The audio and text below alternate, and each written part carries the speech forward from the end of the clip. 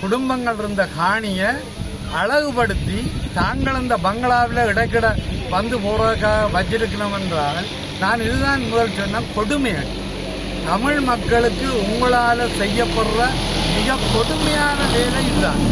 இந்த கொடுமையான வேலை முல்லைத்தீவில் கேப்பாப்பிளவுக்கு நடக்கின்றது. பலிகாமம் வடக்கு மயிரிட்டி மக்கள் 86ஆம் ஆண்டு தொடக்கம் வலுக்கட்டாயமாக இந்த மயிரிட்டி மக்களை வெளியேற்றி விட்டு இராணுவம் வெளியேற்றி விட்டு இன்று வரை மீள்குடியேற்றம் செய்யப்படாமல் ரோட்டாக அதாவது வீதிகளில் ஓரமாக நின்று தங்களுடைய நிலத்துக்காக போராடி கொண்டிருக்கின்றனர்.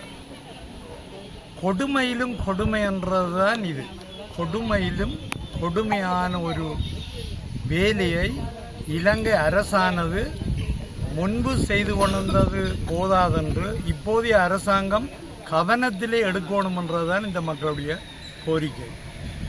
முன்னைய அரசாங்கமாவது அண்மையில் இப்போதைய ஜனாதிபதி கூட அனுராதபுரத்தில் நடந்த கிரிகம என்ற காணி அனுமதி பத்திரம் வழங்கப்படுற சிங்கள மக்கள் மத்தியில் நடந்த கூட்டத்தில் உரையாற்றி இருக்கிறார்.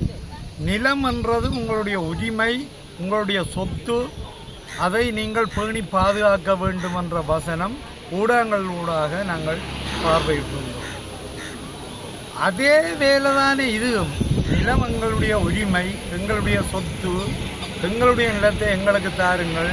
இதோ முன்னால் இந்த மக்கள் இருக்கிறதுக்கு முன்னால் இருக்கிற காணி கிட்டத்தட்ட எனக்கு சரியான புள்ளிவிவரம் தெரியாவிட்டாலும் 3500 ஏக்கருக்கு மேற்பட்ட காணிகளை இந்த மக்கள் இழந்து தங்களுடைய சொந்த காணிகளை இழந்து இன்றைக்கும் வீதியோரமாக நின்று போராடி கொண்டிருக்கின்றார்கள் என்றால் அந்த நிலம் எங்களுடைய உரிமை, எங்களுடைய நிலம் எங்களுடைய உரிமை, எங்களுடைய சொத்து, எங்களுடைய நிலத்தை நீங்கள் விடுங்கள் என்றுதான் கேட்டுக்கொண்டிருக்கின்றார்கள். தயவு செய்து முன்னே மோசமான ஆட்சியாளர்களாக இந்த ஆட்சியை பார்க்கவில்லை என்றுதான் கூடுதலான மக்கள் சொல்லிக் கொண்டிருக்கின்றார்கள் என்றால் நீங்கள் இதற்கு உரிய தகுதியான ஒரு நேர்த்தியான ஒரு நேர்மையான அறத்தின் வழியில் நின்று இந்த உதவியை இந்த மக்களுக்கு செய்ய வேண்டும்.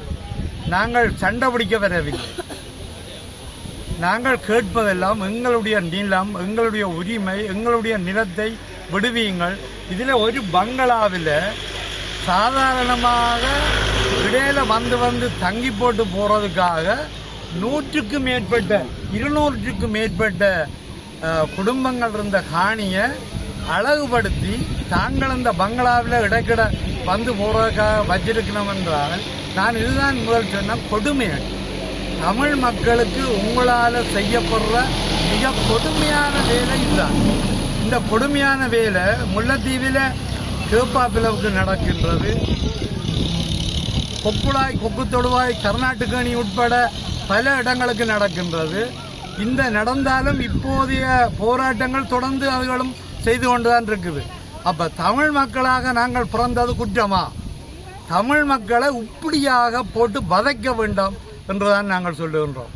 திரும்பவும் சொல்கிறேன், இந்த கொடுமையான வேலைகள் செய்ய போனால் உங்களுக்குத்தான் அப்படியாக கொடுமையான நிலைமைகள் ஏற்படும் என்றதை சொல்லிக்கொண்டு விடைபெறுகிறேன். மேலதிக செய்திகளுக்காக எமது யூடியூப் தளத்தை சப்ஸ்கிரைப் செய்யுங்கள்.